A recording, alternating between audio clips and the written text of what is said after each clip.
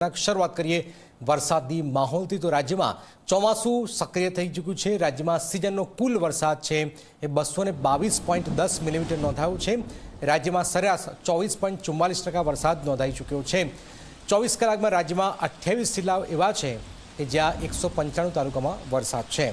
ફરીથી આપણે જણાવી દઉં કે ચોમાસું સક્રિય થયું। 24 કલાકમાં રાજ્યના 28 જિલ્લાના 195 તાલુકામાં વરસાદ છે। 24 કલાકમાં રાજ્યનો સરેરાશ વરસાદ 36.33 છે। સૌથી વધુ વરસાદ સુરતના પલસાણમાં 462 મિલીમીટર નોંધાયો છે।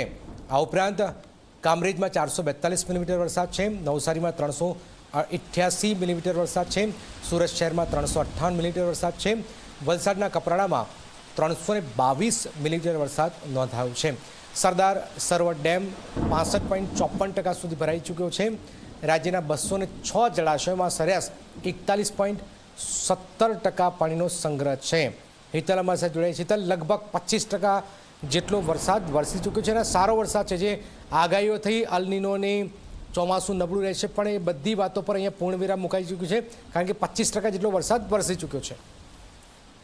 જી જનક, ચોક્કસ એવું કહી શકાય કે વરસાદની બાબતમાં ગુજરાત હંમેશા નસીબદાર રહ્યું છે। ગુજરાતમાં એક સમયે અછત પડતી હતી, એની જગ્યાએ આ વખતે પણ એ પ્રકારની પરિસ્થિતિ સર્જાય એ પ્રકારની અલ નીનોને કારણે અનેક હવામાન વિભાગ દ્વારા અને અનેક લોકોએ આગાહી કરી હતી, પણ જે પ્રકારે છેલ્લા 15-20 દિવસથી વરસાદ પડી રહ્યો છે એ વરસાદ ચોક્કસ એવું કહી શકાય કે 24%થી વધુ વરસાદ થઈ ચૂક્યો છે। એટલે 25% જેટલો વરસાદ રાજ્યમાં નોંધાઈ ચૂક્યો છે સરેરાશ। ક્યાંક ને ક્યાંક જોવા જઈએ તો પાણીના જે સ્તર છે એ પણ ઊંચા આવ્યા છે અને ગુજરાતની જીવાદોરી સમાન નર્મદા ડેમ છે એમાં પણ જળ સપાટીમાં સતત વધારો થઈ રહ્યો છે।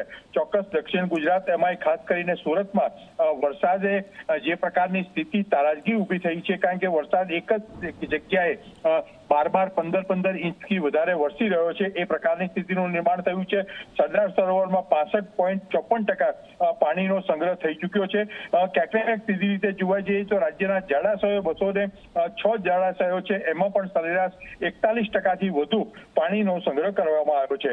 સ્વાભાવિક છે કે 11 ડેમને હાઈ એલર્ટ પર મૂકવામાં આવ્યા છે, જ્યારે 3 ડેમને એલર્ટ ઉપર અને 11 ડેમને વોર્નિંગ લેવલ ઉપર મૂકવામાં આવ્યા છે। ચોમાસાના કારણે અત્યાર સુધીમાં રાજ્યમાં 7,522 લોકોનું સ્થળાંતર કરવામાં આવ્યું છે। જી બિલકુલ બિલકુલ, આ મહત્વપૂર્ણ જાણકારી હિતલે આપી છે।